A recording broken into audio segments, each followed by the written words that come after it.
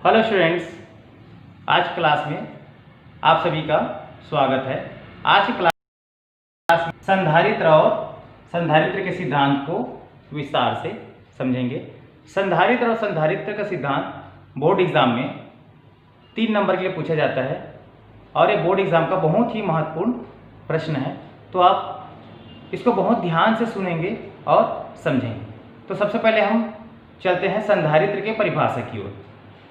संधारित्र एक ऐसी युक्ति है जिसकी सहायता से हम के आकार या आयतन में बिना परिवर्तन किए उसकी धारिता का मान बढ़ा सकते हैं। आप देख सकते हैं यहाँ पर भी परिभाषा लिखा हुआ है। संधारित्र एक ऐसी युक्ति है जिसकी सहायता से किसी चालक के आकार या आयतन में बिना परिवर्तन किए उसकी धारिता बढ़ाई जा सकती है। इस युक्ति को हम संधारित्र कहते हैं और इसका उपयोग विद्युत आवेश तथा विद्युत ऊर्जा को संचित करने में होता है। तो संधारित्र एक ऐसी युक्ति होती है जिसका उपयोग करने के बाद हम उस चालक के आकार या आयतन में परिवर्तन नहीं करते हैं, फिर भी उसकी धारिता का मान बढ़ जाता है। यही संधारित्र कहलाता है। अब इसके आगे चलेंगे हम संधारित्र के सिद्धांत की ओर। संधारित्र का सिद्धांत।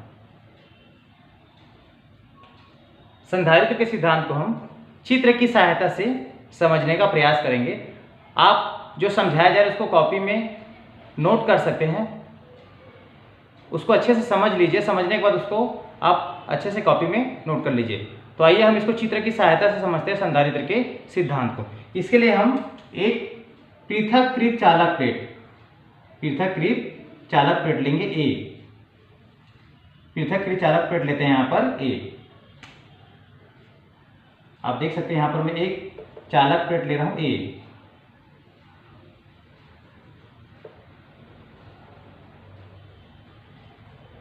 ये जो है चालक प्लेट है, इसे धन आवेश दिया गया है। प्लेट ए को धन आवेश दिया गया है। प्लेट ए पृथक्कृत है, अलग से रखा हुआ है, इसे धन आवेश दिया गया है। प्लेट ए को धन आवेश दिया गया है। इस प्लेट ए के समीप एक और प्लेट लेकर आते हैं, प्लेट बी। इस चालक प्लेट के बीच पास में एक अनावेशित, जिसके पास कोई भी आवेश नहीं होगा, ऐसा प्लेट लेकर आएंगे, प्लेट बी। तो आप देख सकते हैं मैं यहाँ पर एक प्लेट ले रहा हूँ, प्लेट बी। इसके पास अभी फिलहाल कोई आवेश नहीं है, अर्थात ये अनावेशित है, बिना आवेश के हैं। तो क्योंकि इस प्लेट बी को हम प्लेट ए के पास लेकर आ रहे हैं, इसके समीप रख रहे हैं, तो विद्युत प्रेरण के नियम से बी के निकटवर्ती तल पर ऋण आवेश और दूरवर्ती तल पर धन आवेश प्रेरित हो जाता है। आप देख सकते हैं हमने सबसे पहले एक पृथक्कृत चालक प्लेट लिया ए को धन आवेश दिए और इस प्लेट के पास दूसरा अनावेशित प्लेट लेकर आए, प्लेट बी। तो विद्युत प्रेरण के नियम से प्लेट बी के निकटवर्ती तल पर ऋण आवेश और दूरवर्ती तल पर धन आवेश प्रेरित हो जाता है। आप देख सकते हैं कि प्लेट बी में जो ऋण आवेश है वो प्लेट ए के विभव को कम करता है।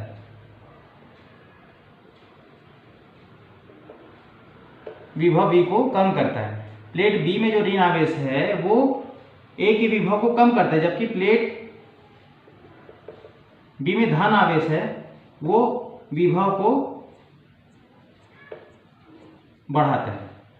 प्लेट बी में जो ऋण आवेश है वो ए के विभव को कम करता है, जबकि प्लेट बी में जो धन आवेश है वो ए के विभव को बढ़ाता है। लेकिन आप देख सकते हैं ये चित्र में स्पष्ट नजर आ रहा है कि प्लेट ए में जो ऋण आवेश है, प्लेट बी में जो ऋण आवेश है, प्लेट बी का जो ऋण आवेश है ये प्लेट ए के अधिक पास है। प्लेट बी का जो ऋण आवेश है वो ए के अधिक पास है, तो ए का विभव जो है वो कम हो जाता है। प्लेट ए का विभव कम हो जाता है, तो धारिता के परिभाषा से C बराबर होता है Q अपान V। C उस चालक की धारिता है, Q उस चालक को दिया गया आवेश और V उसका विभव। तो विभव का मान कम होगा तो धारिता का मान बढ़ जाएगा, क्योंकि आप देख रहे हैं V जो है वो नीचे है, अर्थात विभव का मान कम होगा तभी धारिता का मान बढ़ेगा। तो सूत्र C बराबर Q/V के अनुसार जब चालक A का विभव कम हो जाता है तो उसकी धारिता का मान बढ़ जाता है। अगली स्थिति में जो है प्लेट B का संपर्क जो है हम पृथ्वी से कर देते हैं। प्लेट B का संपर्क पृथ्वी से कर देंगे तो पृथ्वी से कर देने पर प्लेट B में जो धन आवेश है, प्लेट B का जो धन आवेश है जो बाह्य तल पर था वह पृथ्वी में चले जाता है। प्लेट B में क्या ऋण आवेश रह जाता है। तो अब यहाँ पर प्लेट में B में क्या ऋण आवेश है, इसलिए ये जो है प्लेट A की विभव को और कम कर देता है, जिसके कारण प्लेट A की धारिता और बढ़ जाती है। अगर हमें धारिता का मान और बढ़ाना है तो प्लेटों के बीच की दूरी को कम कर देंगे। तो जब प्लेटों के बीच की दूरी कम हो जाएगा तो प्लेट A का विभव और कम हो जाएगा। तो प्लेट A के विभव के कम होने के कारण उसका धारिता का मान बढ़ जाएगा। इस प्रकार के समायोजन को ही हम संधारित्र का सिद्धांत कहते हैं। अर्थात जब एक आवेशित चालक प्लेट के पास एक अनावेशित चालक प्लेट लेकर आते हैं तो आवेशित प्लेट की धारिता का मान बढ़ जाता है। इसी समायोजन को हम संधारित्र का सिद्धांत कहते हैं। So thanks students.